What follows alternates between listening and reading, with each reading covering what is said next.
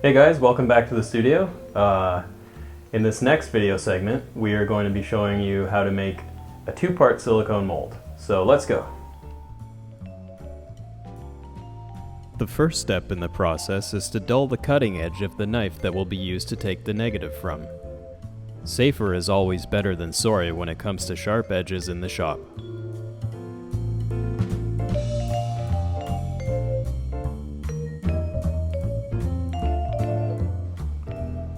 Warm, soft clay is used to both hold the knife in place and form one mating face of the mold. The knife is clayed up to the halfway seam. This is a critical and time-consuming step.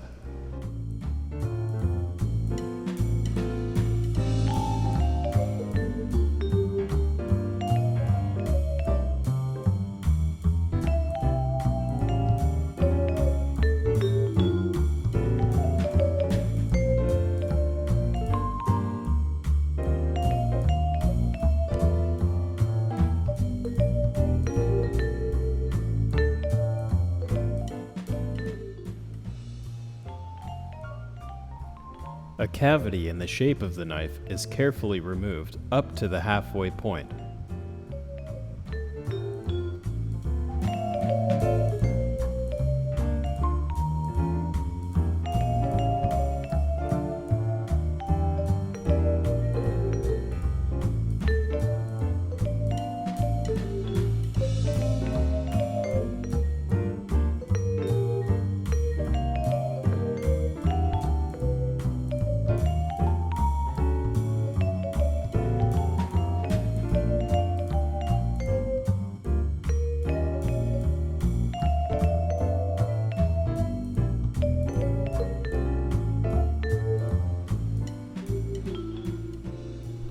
The edges that create the seam of the mold are cleaned up and sealed.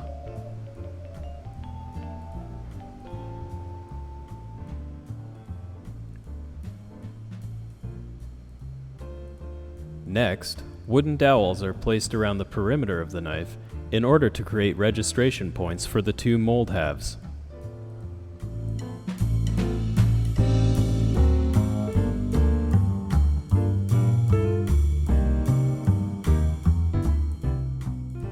The first half of the mold is sprayed with a clear coat that both seals it and allows the silicone to easily release. Then, a frame is made out of MDF.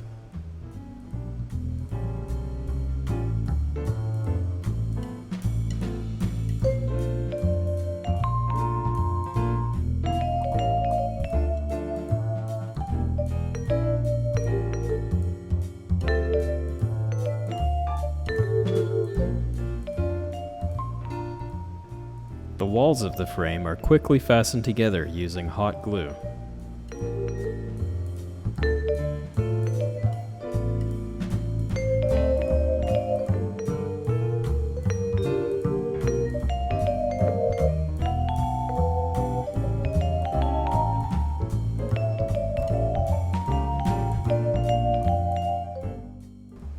The clay is sealed to the walls of the frame, and the frame is then coated with petroleum jelly, which acts as a mold release. The reason it isn't used to seal the knife as well is that it would be difficult to keep it level and consistent enough. Any texture, such as brush strokes, will be picked up by the silicone. Next, the silicone is carefully measured out by the amount of volume required to fill the frame to a certain level. The highest point of the object being molded should be covered generously. If the walls of the mold are too thin in certain places, this has negative implications towards the mold's longevity, as it could more easily tear after repeated uses. The silicone is mixed to a weight volume of 100 parts A to 10 parts B. A drill mixer is used in order to achieve the proper consistency before the silicone begins to become unworkable. If a mold is needed quickly, a catalyst can be added that speeds up the curing process to within 1 hour. However, doing so reduces the so-called library life and durability of the silicone. A mold might end up making several pieces and then sit on a shelf unused for long periods of time, So sometimes a longer library life is a more important constraint than a quick turnaround time. Silicone will eventually become brittle and useless, and adding the catalyst at this mixing stage will hasten this eventuality. Since no catalyst was added to this mix, the silicone is left to cure overnight. Once it is set, the walls of the frame are cut away and the knife is carefully removed from the clay, ensuring that it stays buried in the silicone mold.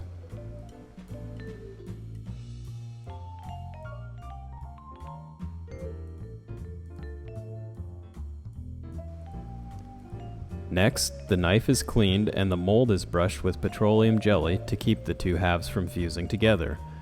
The frame is then reconstructed around the mold, and the same process is repeated.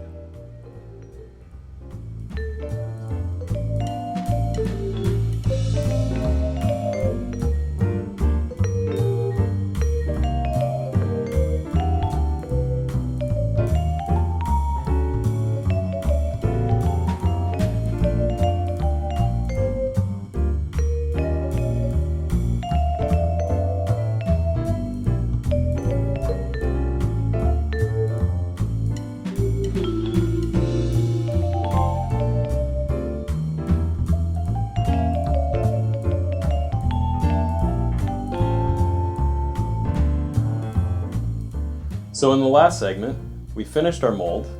We now have the means to make multiple copies of this knife out of various materials. So guess what? That's the next segment.